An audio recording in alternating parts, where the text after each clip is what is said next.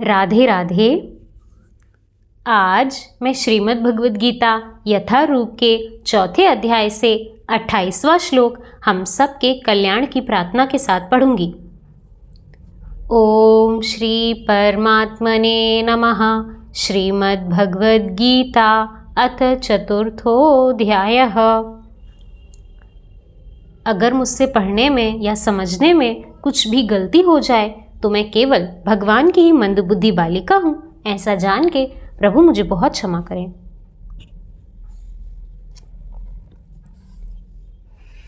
चौथा अध्याय दिव्य ज्ञान योग 28वां श्लोक।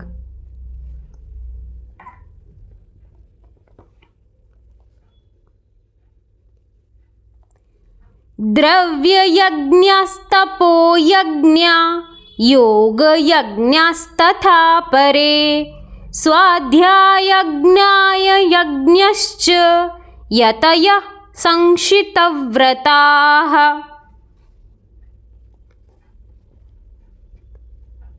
कठोर व्रत अंगीकार करके कुछ लोग अपनी संपत्ति का त्याग करके, कुछ कठिन तपस्या द्वारा, कुछ अष्टांग योग पद्धति के अभ्यास द्वारा अथवा दिव्य ज्ञान में उन्नति करने के लिए वेदों के अध्ययन द्वारा प्रबुद्ध बनते हैं।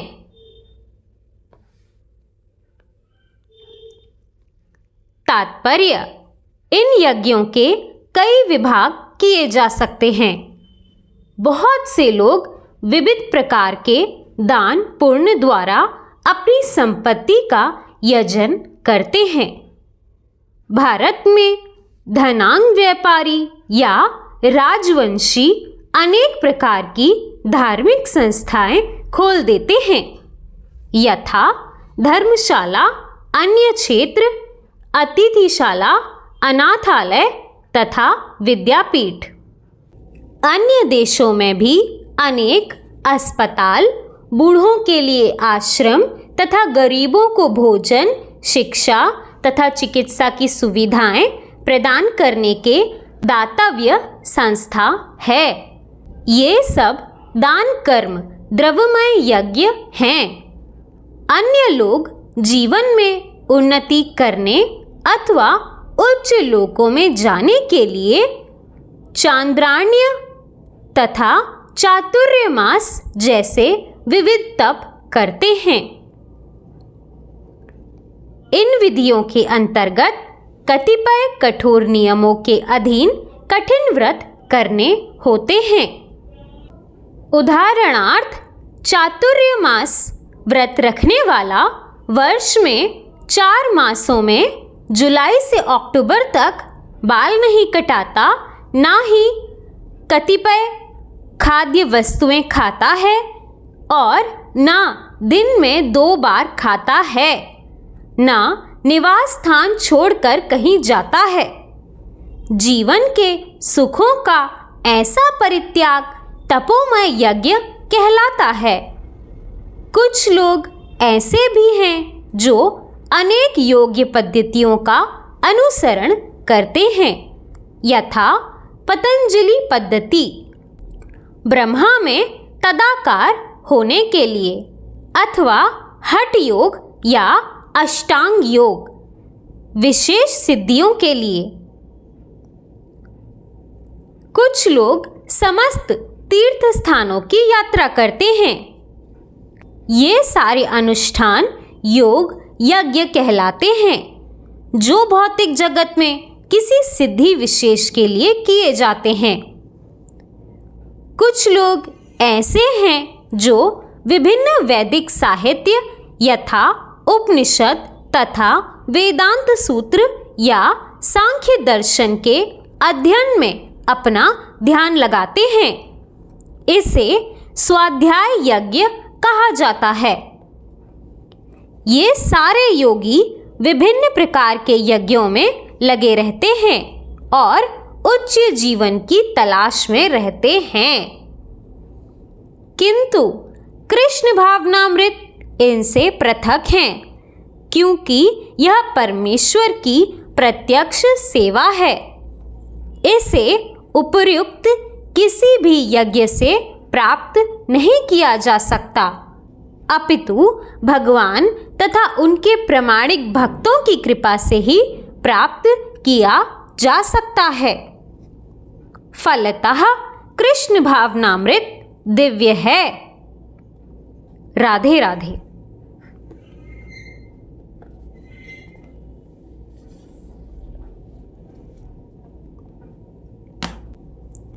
दोस्तों, इस श्लोक में भगवान ने अलग अलग योग पद्धति द्वारा कैसे एक व्यक्ति अपने आप को प्रबुद्ध बनाते हैं या अपने जीवन में उच्च लक्ष्य की प्राप्ति करना चाहते हैं, उनके अलग अलग मार्गों के बारे में बताया है।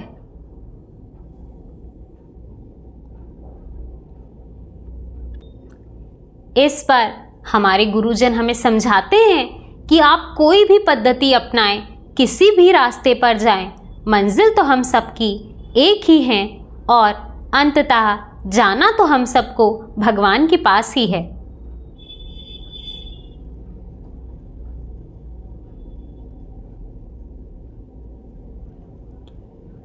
जितनी भी विधि बताई गई हैं, उन सभी का जीवन पर बहुत बड़ा और गहरा प्रभाव पड़ता है, परंतु उन सभी विधियों में, उन सभी योग में आपको पूरी तरह से श्रद्धा और विश्वास के साथ भगवान के लिए समर्पित भाव से कार्य करना होता है।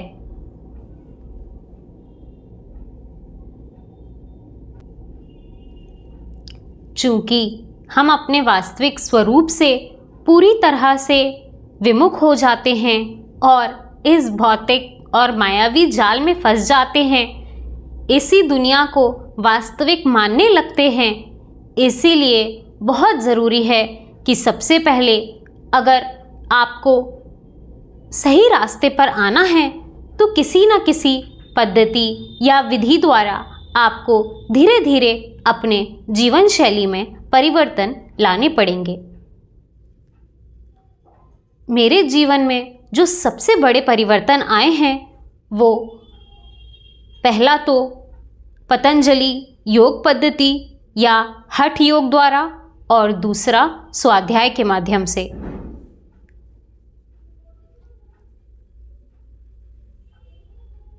हठ योग से सबसे पहले हम अपनी इंद्रियों को संयम में रखने का प्रयास करते हैं। एक बार अच्छी तरह से इस अभ्यास में आ जाने के बाद जब हम स्वाध्याय करते हैं, तब और भी ज़्यादा हमारे जीवन में बड़े परिवर्तन मिलते हैं। जैसे मुझे याद है कि कई लोग अपनी कई सारी बुरी आदतों से परेशान होते हैं, अपने जीवन में परिवर्तन लाना चाहते हैं, उस आदत को छोड़ना चाहते हैं या कुछ नया शुरू करना चाहते हैं, परंतु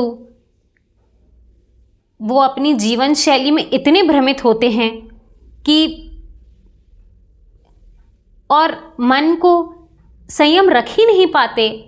ऐसा लगता है कि मर जाएंगे पर ये आदत नहीं छोड़ पाएंगे, परंतु धीरे धीरे समझ के साथ जब आप सही आदतों को पकड़ने लगते हैं, बुरी आदतें अपने आप छूट जाती हैं। जैसा मैंने कहा कि हठ योग से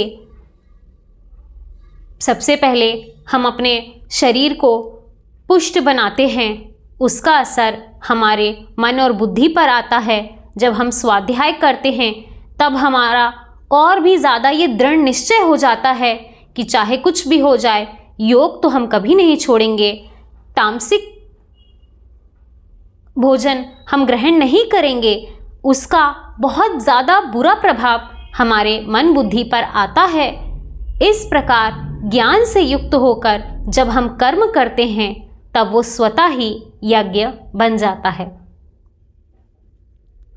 इसीलिए हमारे गुरुजन समझाते हैं कि किसी भी नई आदत को शुरू करना है या किसी गलत आदत को छोड़ना है तो बिल्कुल ऐसे एक दिन में आज मैं कसम खाता हूँ कि नहीं करूँगा, ऐसा नहीं हो सकता।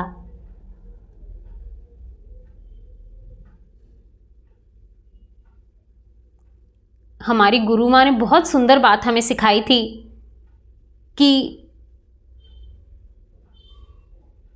हमारी बुद्धि का काम है निर्णय लेने का। हमारा मन हमारी बुद्धि को नियंत्रित करता है। मान लीजिए मन ने कहा कि ये काम आज करना है, बुद्धि ने निर्णय ले लिया कि करना है और करने चले गए आप। इस प्रकार जब आप अपने मन पे नियंत्रण रखोगे ही नहीं और वो बार बार बुद्धि को बोलता रहेगा कि हाँ यही काम करना है, इस प्रकार ये बार बार निर्णय लेने की प्रक्रिया एक समय पर आपका संस्कार बन जाएगी। इसी को हम आम भाषा में आदत कहते हैं।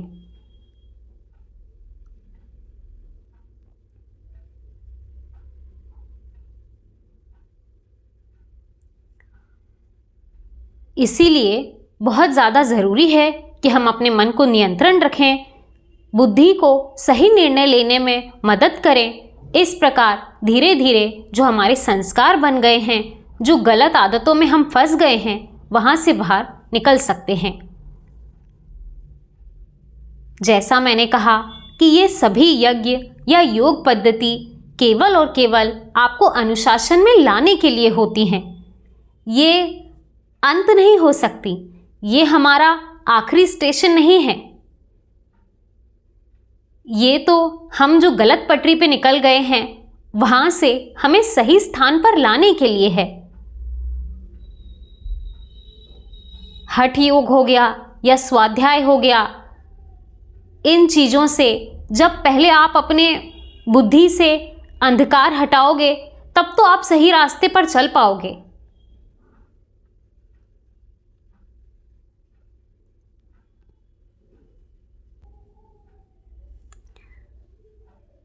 इसीलिए ये सभी योग पद्धतियाँ और स्वाध्याय तो हमें सही मार्ग पर बनाए रखने के लिए है।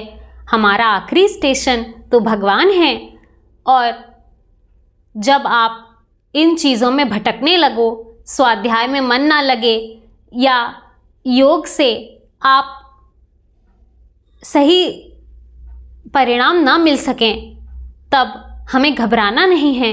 बस ये बात याद रखनी है कि चाहे कुछ भी हो जाए, मैं फेल भी हो जाऊं तो कोई बात नहीं, एक जगह है जहां मैं हमेशा पास रहूंगा और वो है भगवान। इस पर हमारे गुरुजन कहते हैं कि आप जीवन के किसी भी सब्जेक्ट में फेल हो जाएं तो कभी दुखी मत होना, क्योंकि एक ऐसा सब्जेक्ट है जिसमें सबसे बुद्धिहीन, सबसे कमज़ोर, सबसे निर्बल व्यक्ति भी पास होता है और वो सब्जेक्ट हैं भगवान।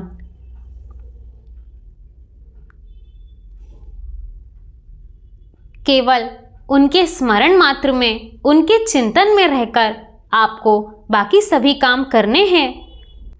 और इसका सबसे सुंदर उदाहरण मुझे लगता है कि जैसे जब हम शुरू में नए नए साइकिल सीखना शुरू करते हैं, उस साइकिल में 4 पहिए लगे होते हैं, तब तो ठीक है, पर जब हम पहली बार 2 पहिए की साइकिल चलाते हैं तब हमारे पिताजी पीछे से पकड़े रहते हैं।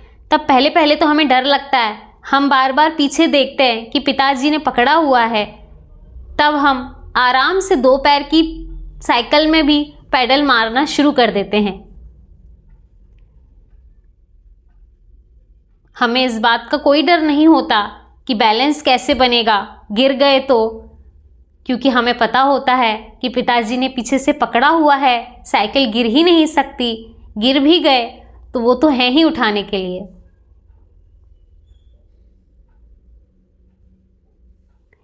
बिल्कुल इसी प्रकार आप हमेशा ये याद रखिए कि हमारे जीवन की साइकिल को भी भगवान ने पीछे से पकड़ा हुआ है, हम गिर ही नहीं सकते, और मान लीजिए गिर भी गए तो उठाएंगे भी वही।